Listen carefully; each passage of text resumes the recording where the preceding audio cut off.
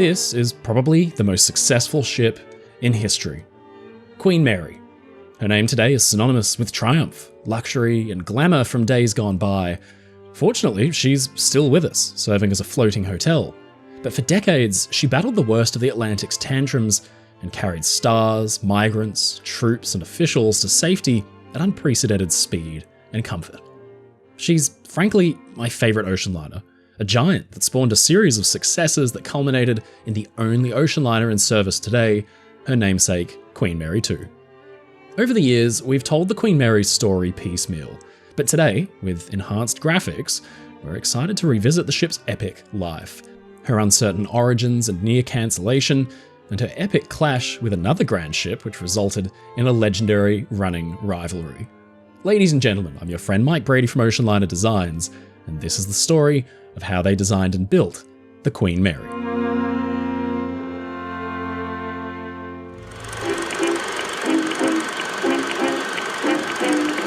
In 1926, the directors of the Cunard steamship line met to discuss plans for the direction of their world-renowned company. Cunard found itself in charge of a somewhat ragtag fleet of liners, the line itself having suffered casualties in the First World War. The regular transatlantic schedule was predominantly maintained by three giant, aging liners, Mauretania, Aquitania, and Berengaria. All three of these ships had a unique personality and attracted different clientele. The Mauretania drew a younger, chicer crowd.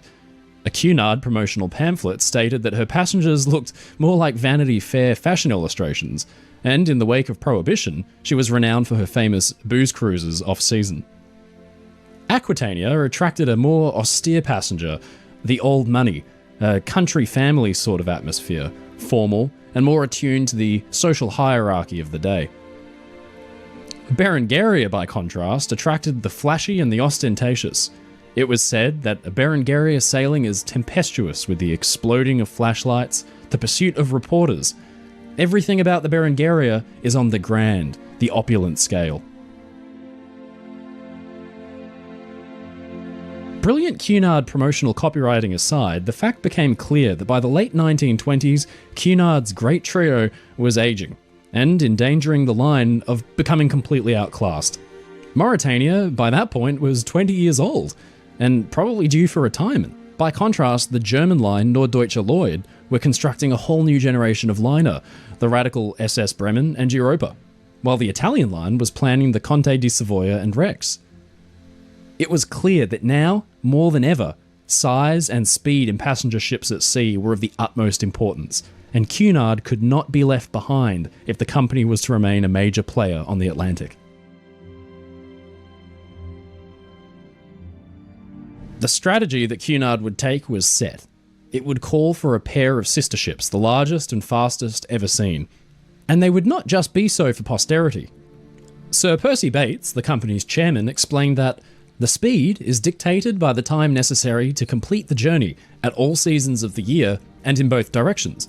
The size is dictated by the necessity to make money by providing sufficient saleable passenger accommodation to pay for the speed. In the opinion of its technical advisors, so far from attempting to construct steamers simply to compete with others in speed and size, the Cunard company is projecting a pair of steamers which, though they will be very large and fast, are in fact the smallest and slowest which can fulfill properly all the essential economic conditions.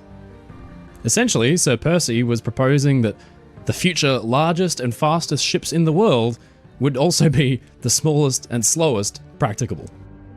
The introduction of the two monstrous and speedy liners would facilitate a planned reduction in the company's fleet size, a simple cost-cutting move in response to the existing and aging fleet, but also the reduction in immigrant numbers to the United States. By 1931, the Cunard Big Three were attracting only 48,000 people, compared to the passengers carried by Bremen and Europa, 82,000 in 1928 and 88,000 in 1930. The Cunard Big Three might finally be retired, out with the old and in with the new.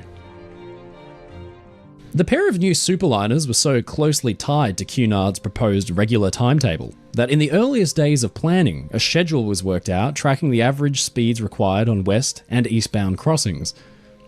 It was proved that the pair would need to be blue ribbon winning ships, maintaining an average speed between 27 and 29 knots. The schedule would require 2,000 paying customers to maintain the cost of such speeds while still turning a decent profit. This would require an immense bulk, some 80,000 gross tons and over 1,000 feet in length.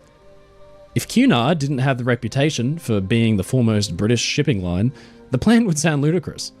But fortunately, a long-standing relationship with the Scottish John Brown Shipbuilding Company on the Clyde could see the dream become a reality. John Brown had built many of Cunard's ships, including Lusitania and Aquitania, and were no strangers to vessels of great size, having relatively recently constructed massive warships like the battle cruisers Hood and Repulse. They were the natural choice for the job. The stock market crash of 1929 brought immense difficulties to Cunard's great plan for the pair of sisters. Not only was the natural reduction in national and societal wealth having an impact on passenger numbers, but no British insurer could be found to cover the vast expenses required. This prevented a contract from even being signed between John Brown and Cunard until the issue could be solved. By 1930, the proposed superliners had become public knowledge, and Cunard approached the British government to ask for assistance in insuring the ships. The Times newspaper took a fairly dim view on this in September 1930 when it asked, "Is it wise that Parliament should be asked to lend a hand to a project planned on so colossal a scale that private enterprise could not find the means to carry it through? The real question is whether so large and so elaborate a masterpiece is really needed to convey passengers across the Atlantic. The possibilities of the vessels being an economic failure have to be faced." Despite this sentiment, the request was actually met with approval, and in December that year, the Cunard Insurance Act was passed by Parliament. This meant that a private insurer could cover up to the usual amount of, say, £2.7 million required for construction, while the British government would assume the balance of the risk for the roughly £1.5 million that was remaining. Sir Percy Bates was a master political player and was able to solve seemingly insurmountable problems with cunning and manoeuvring. Southern Railway owned the Southampton docks that the proposed sister ships would have to use, and the company refused to spend the approximate £2 million required in building a new dry dock just for the two new superliners. Since the insurance scheme had not yet been completed and the contract signed, Bates pressured the government by intoning that the agreement, which was by now critical to national prestige, couldn't be signed without a dry dock lined up for use. The move worked.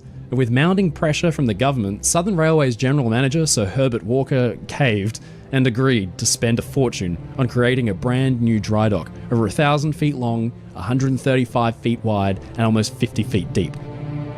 This would go on to become the famous King George V graving dock. So it was that just before Christmas in 1930, the first rivet was driven into the keel of the as yet unnamed liner, known only as 534, the first of the proposed pair, and by the end of the month, the entire keel had been laid. Original designs for the ship drew heavily from Aquitania, featuring a counter-stern and split superstructure towers aft, but 22 scale models had been tested during design, each over 200 inches long. 8,000 trials in simulated wave tanks had refined the hull shape. The ship would feature a flared bow and cruiser stern. The journal Marine Engine Builder stated that when travelling at speed into a head sea, the vessel will ride well, and the water will be effectively and naturally thrown clear and thus prevented from breaking on board.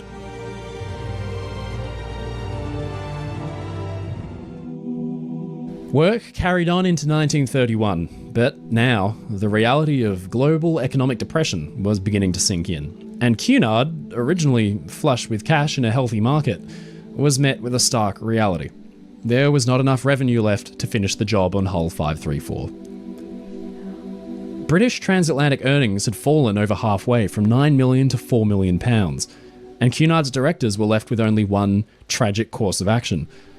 A fortnight before Christmas 1931, just 1 year since construction had begun, the John Brown Yard's whistle blew and 3,500 workers were sent home for good. Construction was halted.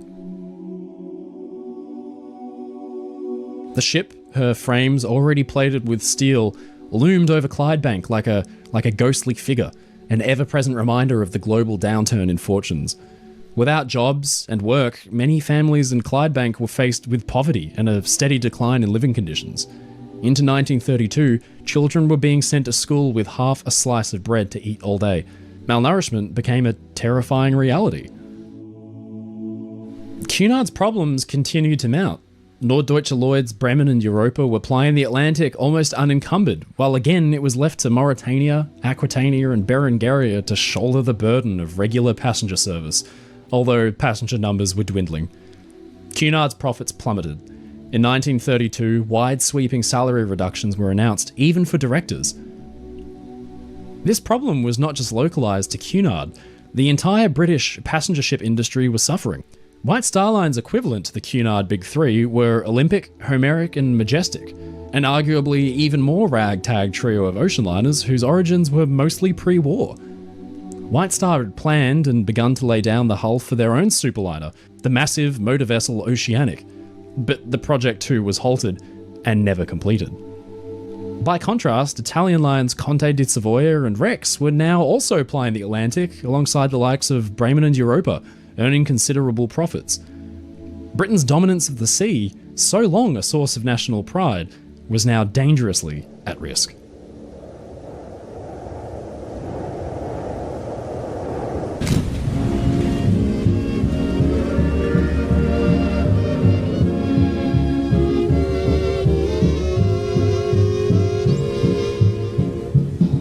In October 1932, Neville Chamberlain, the future Prime Minister of Britain, invited the Scottish industrialist Lord Weir to review and consider the state of British shipbuilding and passenger ship services. The outlook was grim. Weir established that foreign governments were subsidising the construction and operation of their country's liners to a considerable extent. He recommended that money should be lent to Cunard for the completion of 534. But there was an infamous catch. Chamberlain himself wrote in a 1932 diary entry that "My own aim has always been to use the 534 as a lever for bringing about a merger between the Cunard and the White Star Lines, thus establishing a strong British firm in the North Atlantic trade." The proposed loan, over £9 million at very low interest, would see the two legendary lines merge together to create a united front on the transatlantic passenger battleground. It must be said that this was a bit of a risky move, because it removed a crucial element from the mix: healthy competition, the natural state that had existed between Cunard and White Star for decades, and had seen each line improving the standards and sizes of their ships in turn in a seemingly never-ending game of one-upsmanship. The matter went to Parliament, who had to approve the monumental loan to a private corporation at a time when many Britons were starving. Scottish politician David Kirkwood's eloquent arguments helped sway those opposed. In lengthy and impassioned appeals to reason, he cited the many corners of Britain from which Hull 534's components had come: the huge stem castings from Darlington, the turbines from Rugby, the high-pressure tubes from Walsall, the 100,000 pieces of cutlery from Sheffield, the propellers from Millwall in London. He ended by saying that from 9,000 to 10,000 men will be employed right away from all over the country. Within a week, in Clydebank alone, anything from 1,000 to 1,500 men will be started. This brilliantly turned the narrative from one of outrage and shock at a mammoth loan being given out to unrestrained capitalists, to being a matter of job creation and national pride. Conservative politician Sir Joseph North chipped in with his own take when he said that, "I well remember a little over a year ago coming back from New York in the Mauretania.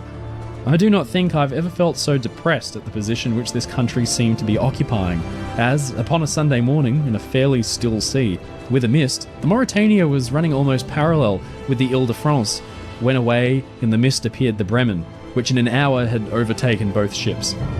The old Mauretania, still the fastest of the British ships on the North Atlantic run, was over 25 years old." Incredibly, the bill passed on March 27, 1934, nearly 3 years since construction had started on the ship in the first place, and almost 10 years since plans for her had begun to be drawn up. All over Clydebank, letters were sent recalling men to work after years of inactivity. Over 1,000 men marched back to work again, being guided by pipers, and over them loomed the vast hulk of Hull 534, rusted and inhabited only by colonies of seabirds and ravens. Soon, she would be the site of extraordinary technological achievement, the height of luxury at sea. She would not be Hull 534 forever, but the Queen Mary.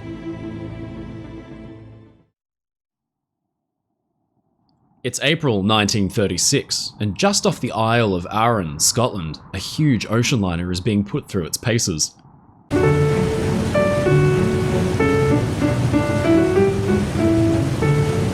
These are the ship's sea trials, and on board are representatives from both the shipbuilder, John Brown and Company, and the future owners, the Cunard Line. On the bridge is the vessel's captain, Sir Edgar Britton. He had started as a young man at sea aboard a 1,000-ton sailing ship.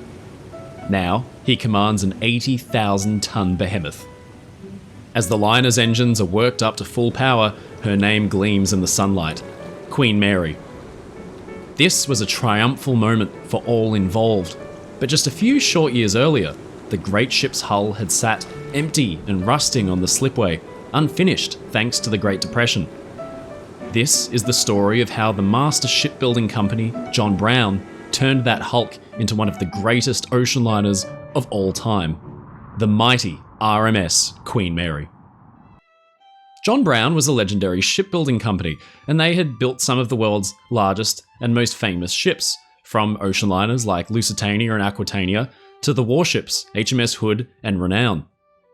They were situated in Scotland at Clydebank, which is a little over 9 kilometres or 5 miles from Glasgow on the Clyde River. Here's an overhead view of the shipyard in 1934. You can see that Queen Mary is being constructed here. In the spring of 1934, you could have stood over here across from the fitting out wharf and watched the mighty hull of the Queen Mary taking shape. For over 2 years now, the ship had loomed over the town like a giant. Now it was up to John Brown's workers to finish the vessel and send her on her way.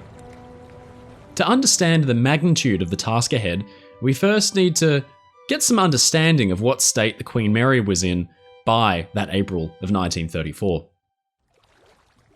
At the time they had put down tools way back in 1931, Queen Mary's hull had only just taken on its fundamental form. As with all ships, the workers had started with the keel in 1930. This was the ship's backbone, and it comprised a steel girder running the majority of the ship's 1,019-foot length. And it was riveted atop 3 layers of keel plate, which was about 3.5 inches thick.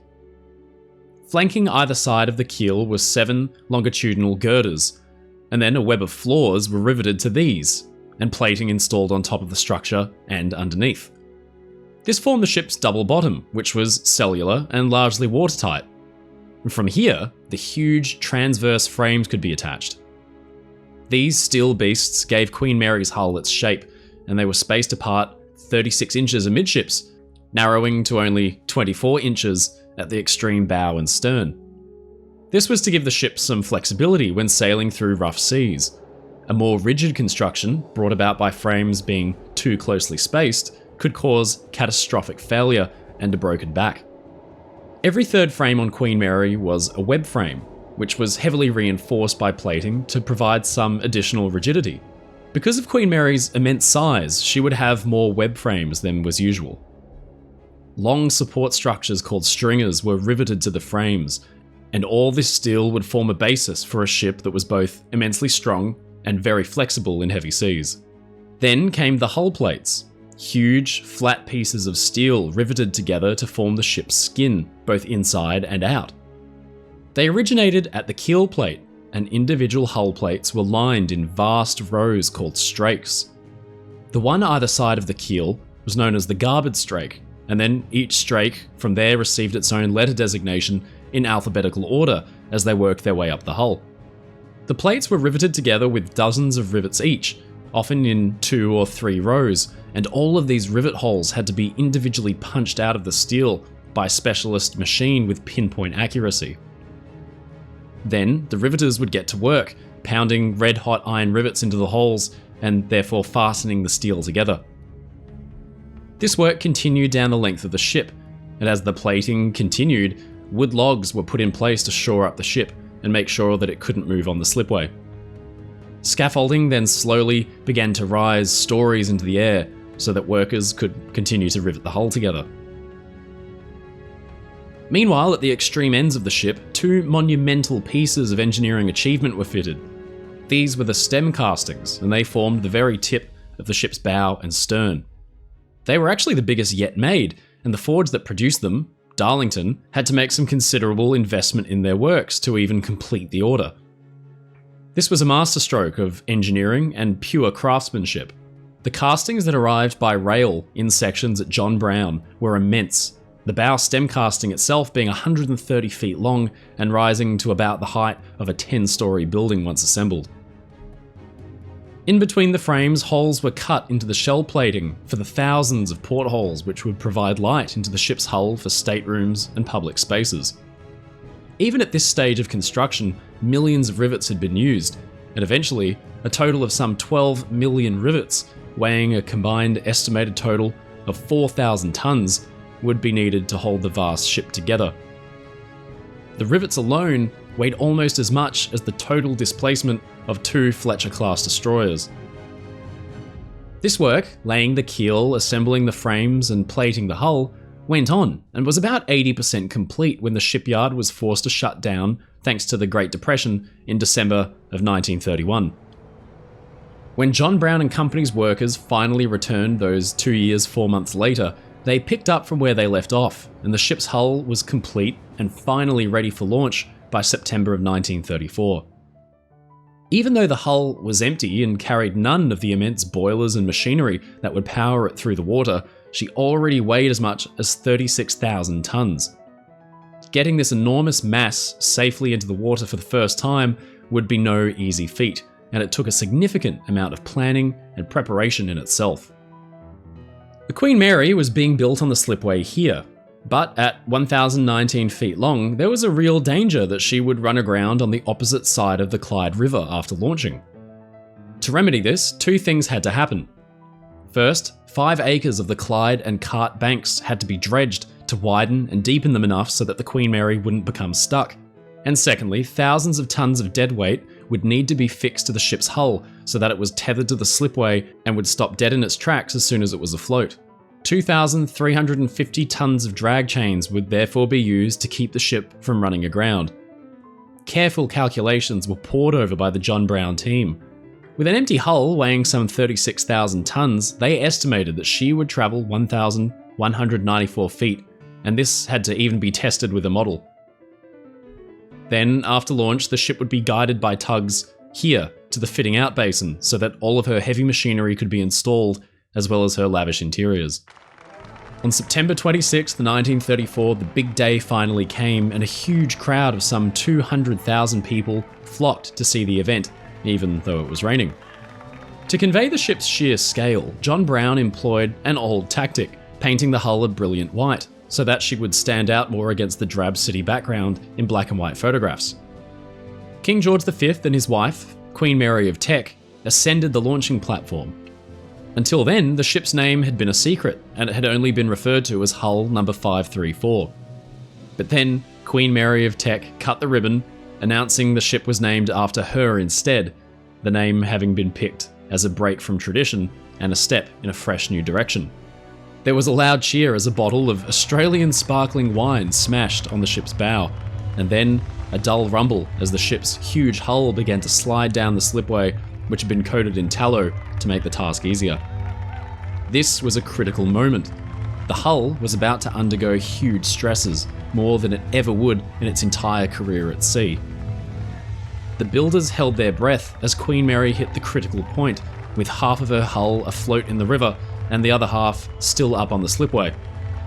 This caused her hull to bend up by almost 8 inches and then eventually sag down by 2. A weaker ship could have probably broken in half. But Queen Mary's builders had stiffened the hull with girders, and they had also delayed cutting openings like windows and doors into the superstructure on top of the hull to provide additional support.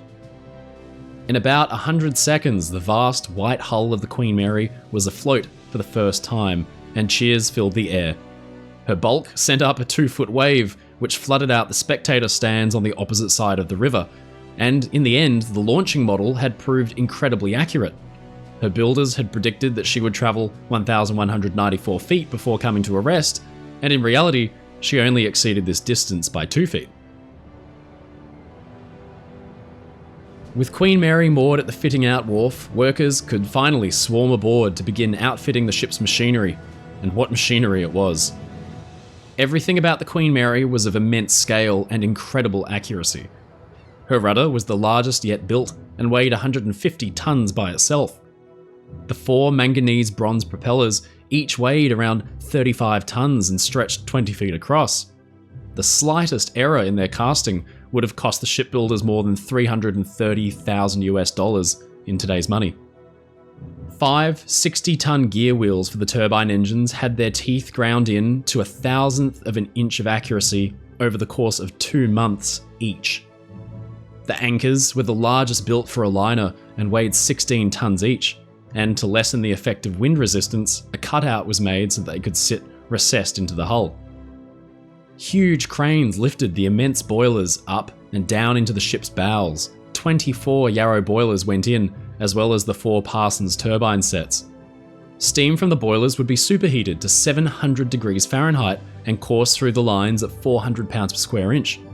This steam would send the turbine's rotors, which themselves weighed 40 tons, spinning at 3,000 revolutions per minute, and the engines could output 50,000 horsepower each. Down into the ship's bowels went the 4 Weir condensers, massive units with 41,000 square feet of cooling surface designed to turn exhaust steam back into water and recirculate it. Then there were 4 turbo generators by British Thomson Houston, which would power Queen Mary's lights. And there were even installed 2 emergency kerosene generators that on their own could provide power for all the ship's services for 36 hours in the case of an emergency. All of these huge pieces of machinery, each of them extremely expensive and specialised, was lifted with care into the Queen Mary and fixed into place. Then work could commence on the superstructure and the interiors. Public rooms had their walls, or bulkheads, riveted into place. Corridors and vast interior rooms suddenly appeared as walls were installed. A network of ventilation trunking provided fresh air to the ship's inside, and these would be connected to enormous intakes and fans on the boat deck, which could suck in immense amounts of air to adequately ventilate the Mary's 80,000-ton interior space. This work at the fitting out wharf went on for 20 months, and slowly but surely, the hulk was turned into a ship. Then 3 funnels, each of them wide enough to drive 3 locomotives through abreast, were lifted and riveted into place. All 3 of the funnels were actually of different heights, and they got shorter sequentially, but the forwardmost funnel was the height of a 7-story building. They were fitted with steam-powered Typhon whistles, whose deep rumble could be heard more than 10 miles away. They were tuned down to the absurdly low pitch of base A, so as not to disturb passengers on deck, and to convey Queen Mary's huge size. Each of the 3 whistles weighed a ton by themselves. While all this work was going on outside the ship, work was intensifying inside as well. Hundreds and hundreds of passenger staterooms, bathrooms, and public spaces had to be constructed to the highest possible standard, and no expense was spared. The ship's interiors would be decorated with dozens of species of timber, including ebony, jacaranda, zebra, mahogany, violetwood, sycamore, elm, birch, about 56 species in total. Then there was the art. Vast oils, carved gesso panels, etched glass and bronze reliefs, murals by painters and cartoonists. The first-class veranda grille, for example, featured a mural by Doris Zinkeisen that was 1,000 feet square. Down on D-deck was installed the 2-story palatial tiled swimming pool, completed with balconies and a simulated mother-of-pearl ceiling. And in the cabin-class restaurant, a monumental map depicting the North Atlantic with a miniature crystal replica of the ship indicating its exact position on the route. The interior decor was, for want of a better word, a bit weird. Cunard erred on the side of tradition, as always, but they did not want to put Queen Mary to sea with the kinds of stately Edwardian interiors you'd expect from the Aquitania. The result was a mix match of deco and modernism and traditional Britishness. Said one critic at the time, "The pictures and sculpture are varied in kind and quality, and not all of them fit happily into their setting. The general effect is one of mild but expensive vulgarity." At the time, this gave Sir Percy Bates, Cunard's chairman, cause for concern, but in the end, the strange combination proved endearing, and passengers found Queen Mary to be comfortable and homely. The exterior architecture of the ship was also a curious balance of old and new. Her 3 funnels echoed the design of her running mate Berengaria, but they were proportionally squatter. She didn't have Aquitania or Mauritania's massive, goofy cowl vents, but in their place, she had massive rectangular units instead. Her bridge front also echoed Mauritania and Lusitania with its elegant, sweeping curve. And instead of an Edwardian clipper stern, she sported a modern, cruiser-type stern instead. With the ship nearing completion, 20 lifeboats, each the size of a motor yacht, powered by diesel engines and with capacity for 145 people, were installed on modern electric gravity davits, which could be lowered quickly and safely. 2 additional boats with reduced capacity could carry their own wireless sets, and 2 more lifeboats were kept readied for emergencies, such as a man overboard. A single lifeboat from the Queen Mary could carry all of the passengers of the Cunard Line's first steamship, the Britannia. Constructing the Queen Mary was a monumental achievement, one that was almost never finished. But finally, in April 1936, the ship was guided down the Clyde by tugs for her sea trials before departing on her maiden voyage. Her engines roaring at full power, Captain Sir Edgar Britton's eyes must have smarted against the chill Scottish spring air as Queen Mary glided through the waves at speed. She was a shipbuilding triumph, a win for Britain as a whole, and undoubtedly the pride of Scotland. May 27th, 1936. The RMS Queen Mary has departed Southampton on her maiden voyage. Aboard her are 1,849 passengers and 1,100 crew. The cream of society has sought desperately to board this ship for the special occasion, and as the ship's turbines are run up to full power for the first time in her service career, Queen Mary's bow slices through the water like a knife through hot butter. The question on everybody's mind is this: will the ship beat the Normandy? Just 1 year earlier, France's new superliner had taken the honorific blue ribbon by beating the Italian liner Rex's speed record in carrying out the fastest transatlantic crossing, reaching New York from Southampton in just 4 days and 3 hours. Britain had to answer this challenge, and it would be the Queen Mary that would try it. But could she beat the French liner? Would the engines be powerful enough to pull it off? What design features of the 2 ships set them apart?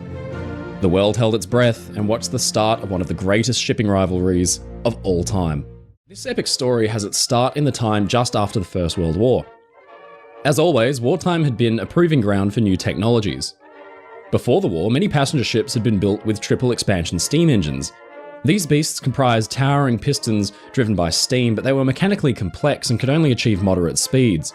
The turbine had been introduced and adopted by many shipping companies before the war as a replacement.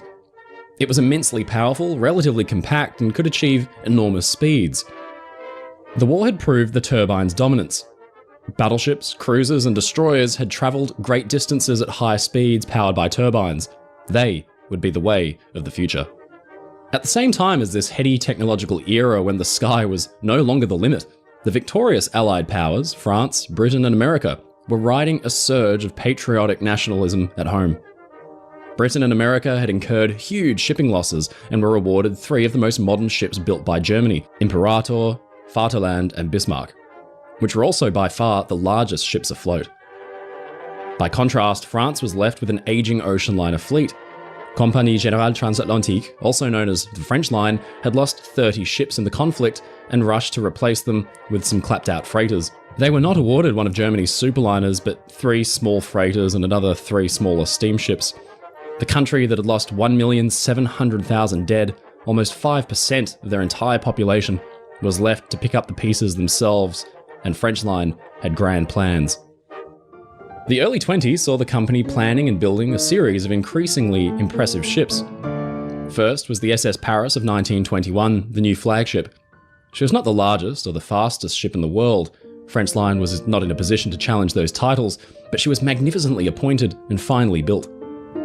This set a pattern for the line, and they applied this formula throughout the decade to their other liners, the de Grasse in 1924 and the vaunted Ile-de-France in 1927. By contrast, Britain's major passenger carriers like Cunard and White Star were still relying heavily on their famed pre-war fleet, as well as the newer German additions.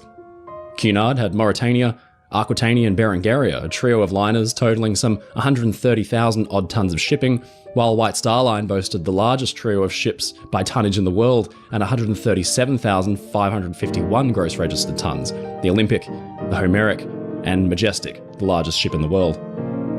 These were transatlantic heavyweights, and the ships were household names, almost every one a legend in their own right.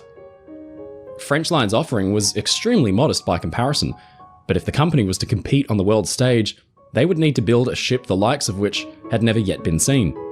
She would have to be the largest and fastest ship in the world. From the ruin of wartime, French Line's fleet of humble liners had proved profitable. By the end of the 1920s, the company was well placed to challenge the British competition, and plans were laid for France's own superliner.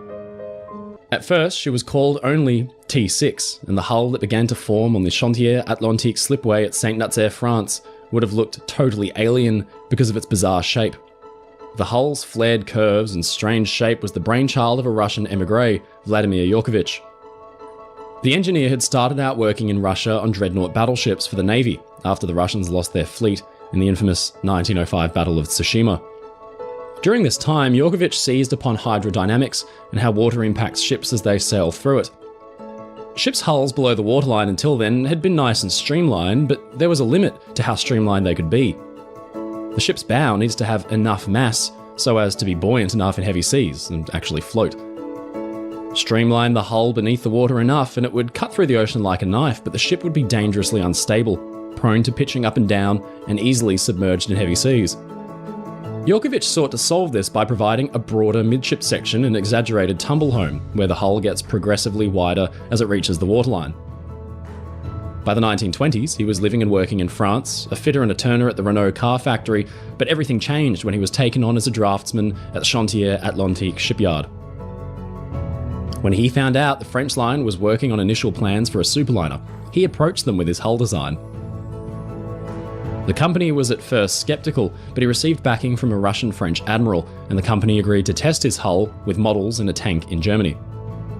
The results were fascinating. His hull design was capable of achieving high speeds with 20% less power than a more traditional design. His concept was formally adopted in 1929, and France's new liner would feature this radical new hull form. Here's how it was supposed to work. For a ship designed for speed, the enemy is always drag. Drag can come in three major forms: below the waterline, at the waterline, and above it. Below the waterline, the ship's massive hull has to push through the ocean at a rate of knots, so the hull form has to be sleek and streamlined to make this as easy as possible. Meanwhile, at the waterline, the ship experiences the destructive interference of waves. The bow itself creates a wave which breaks along the side of the ship, creating drag and slowing it down. Then, the very shape of the ship's hull and superstructure above the waterline is moved through the air at speed and creates aerial drag. Everything must be made as efficient as possible if the superliner is going to be able to beat the standing speed record. One single knot, or 1.15 miles per hour, could make all the difference. To solve for the first of the three main drag creators, Yurkevich provided the new ship with a knife-edge bow of extremely thin profile. Normally, this would of course lessen the ship's buoyancy, but to account for it, the ship's hull featured an enormous midsection. Normandy boasted an extremely long and fine bow below the waterline that suddenly flared out to its full amidships width. As well as this, the bow above the waterline flared out and up, providing more mass and ensuring the ship would not be at danger of pitching dangerously up and down. By contrast, the Mauretania, a ship which had long held the transatlantic speed record, featured a conventional hull design with no flare and a prow, or very front, which was almost perfectly straight. With so little mass at her bow, the ship was known as a pitcher and would often alarmingly drop straight down and seemingly at random, even in relatively calm seas.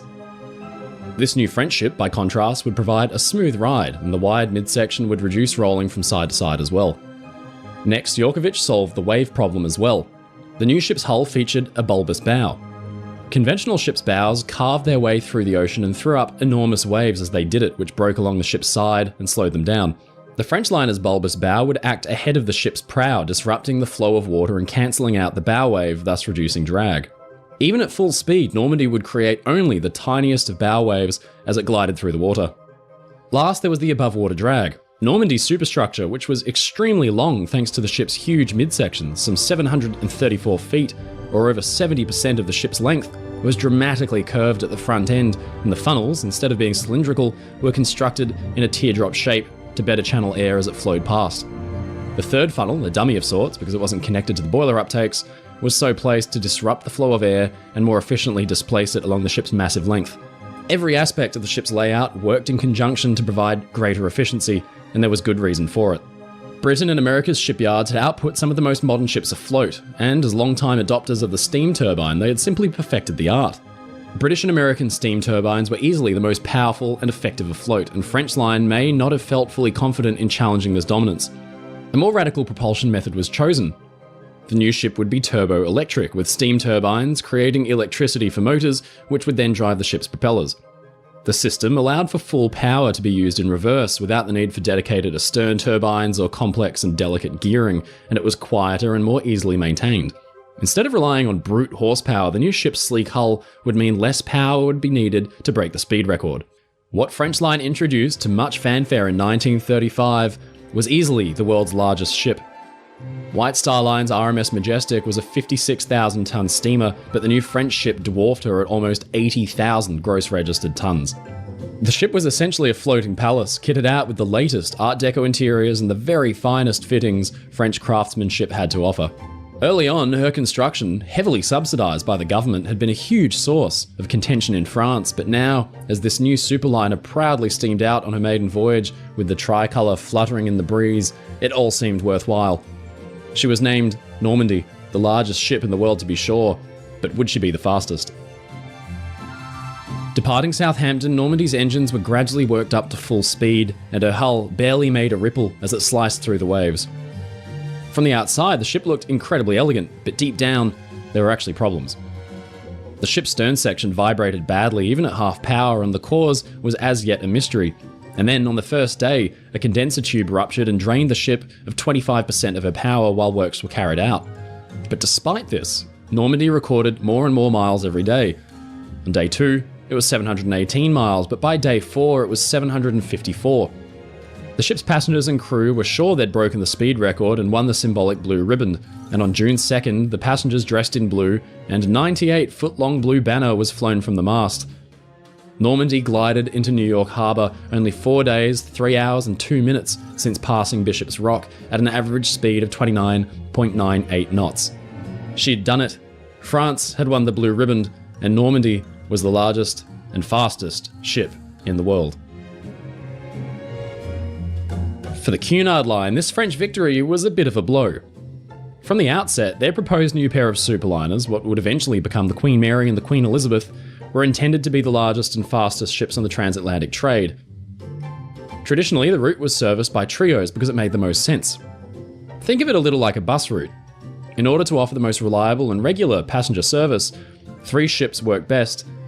Sailing at 20 to 25 knots on average, the ships could make decent time, and with 3 liners, one ship could be sailing west to America, another sailing east to Europe, and a third crossing in either direction or in for repair with no major impact on the schedule. Cunard wanted to shake this up and replace the 3 large ships they already operated with 2 larger, faster ships that would be big and quick enough to maintain a regular service on their own. The design philosophy behind the pair was outlined by Cunard chairman Percy Bates, who said that the speed is dictated by the time necessary to perform the journey at all seasons of the year and in both directions, plus the consideration of the number of hours required in port on each side of the Atlantic. The size is dictated by the necessity to make money by providing sufficient saleable passenger accommodation to pay for the speed. So in this way, the speed drove the ship's size. But from the outside, making the largest and fastest ships in the world wasn't just good PR for Cunard. Bates said that instead of just competing for size and speed for the sake of it, the 2 new ships would really be the smallest and slowest, which can fulfill properly all the essential economic conditions. But this was a little disingenuous. The British government was backing the construction of the Queen Mary and had saved it from cancellation during the Great Depression.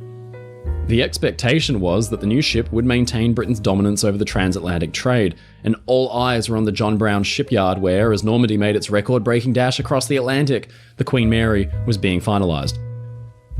From the outside, the differences between Queen Mary and Normandy are stark. Normandy bears little resemblance to the ships that came before her.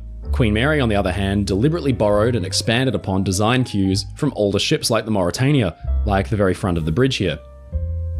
On top of this, where Normandy's decks were clean and open, with most of the big fans and ventilators obscured behind panelling or in the funnels, Queen Mary's decks were cluttered full of huge air vents and equipment in the tradition of older Cunard liners like the Aquitania. Cunard was not in the business of reinventing the wheel or breaking with tradition, so when it came to Queen Mary, very few radical decisions were made. This was most evident in the hull design. Queen Mary would not have a bulbous bow and her lines would be long and traditional. Where Normandy featured a sweeping, superfine bow profile beneath the waterline, Queen Mary's was comparatively thicker. The Mary's hull was sleek and streamlined to be sure, and it had actually been tested with 22 models in water tanks over the course of 8,000 tests. The bow flared out and featured a prominent rake, which meant pitching up and down would be minimalised, but at sea trials the ship threw up an enormous bow wave, almost the height of a 3 or 4 story building at full speed, meaning the hull form lacked the refined efficiency of the Normandy. In fact, it was down in the engine room where Queen Mary's trump card lay. Normandy's turbo-electric engines were novel and fairly advanced and output around 160,000 horsepower in total, but Queen Mary was fitted with 4 massive Parsons turbines tried and tested and capable of putting out some 212,000 shaft horsepower, the equivalent of 7 million rowers. The arrangement required an enormous powertrain comprising 4 primary boiler rooms, each containing 6 massive Yarrow boilers for the propulsion, an auxiliary boiler room with 3 Scotch boilers to generate electrical power for the ship's services, 2 turbo generator rooms, and then the 2 engine rooms. This power plant consumed the majority of the space of the bottom 4 or 5 decks of the ship for its entire 1,019-foot length. In May 1936, Queen Mary was ready at last for her maiden voyage. Sea trials had proved promising and the ship hit in excess of 32 knots, but the question still remained: could Queen Mary beat Normandy's speed? Unfortunately, the maiden voyage would not provide the answer. Initially running at a decent speed, the Mary encountered fog on the final day of the crossing and she reached New York only 2 hours behind Normandy's record. Queen Mary had not decisively crushed the French ship's speed on her inaugural crossing, but even in the face of fog-induced delays, she had come dangerously close. French line was sweating. Despite the fact it had been such a close-run thing, there was an air of gloom around Mary's inability to beat Normandy on that first crossing. Cunard swore that they had not even been trying to do so, but even then the pressure was on. The Mary's monstrous turbines were worked up to full speed again in August 1936 for another crossing, and the Normandy's record was finally beaten by 2 hours and 35 minutes. French line's directors were dejected, but they would not give up hope. One of the greatest maritime rivalries of all time had begun, and the margin of victory, just over 2 hours, was very slim. Improvements were made to Normandy throughout the winter of 1936 to 1937, with boiler efficiency increased and a new set of 4-bladed propellers fitted to the ship instead of her older 3-bladed ones. And the result was impressive. Normandy beat Queen Mary's time in May 1937, crossing the Atlantic in just 3 days and 23 minutes. Her engines pushed to output power very close to Queen Mary's turbines. On the return voyage, Normandy's turbo-electric engines actually output 195,850 developed horsepower on the final day. Clearly, the improvements had worked. Normandy once again held the blue ribbons, but Cunard and Queen Mary had an answer. See, Normandy was not the only ship to receive modifications to help her speed along. A set of 4 18-foot wide manganese bronze propellers were crafted for the ship, more efficient than her original set. And in August 1938, Queen Mary's crew again pushed her engines to full power, and the ship ended Normandy's reign, cruising into New York over 2 hours earlier than the French ship's fastest time. Normandy's skipper sent a message through: "Bravo to the Queen Mary, until next time." But there would be no next time. This rivalry could have gone on for years because, again, the margin for Queen Mary's victory was so slim. But then in September 1939, just a year after Queen Mary's win, everything changed. While Britain and France's superliners had duelled on the Atlantic, Nazi Germany had plunged Europe into fear by expanding into neighbouring territories and annexing Czechoslovakia and Austria. War seemed a grim inevitability, and transatlantic trips on the Normandy and the Queen Mary were savoured as if to be a little escape from reality. On August 23, 1939, Normandy left Le Havre on a regular, scheduled crossing, but she would never return. On September 1st, war broke out when Hitler's armies invaded Poland, and the frivolous peacetime transatlantic rivalries between France and Britain were ended. In 1940, French and British soldiers fought and died side by side when the German army swept into France, and with the country's occupation, Normandy became a refugee ship without a home. Mothballed in New York Harbor for years, the ship was requisitioned by the US Navy for conversion into a troop ship, but it was completely bungled. A fire broke out in 1942, and the ship capsized. By contrast, Queen Mary's immense speed was to play a vital role in her wartime career, and it was her greatest asset. Alongside her new sister ship, Queen Elizabeth, the great speed that Cunard Chairman Percy Bates had considered crucial in maintaining a regular peacetime transatlantic schedule would now see the two sister ships become some of the most highly valued Allied troop transports of the war and the most sought-after target of Hitler's navy.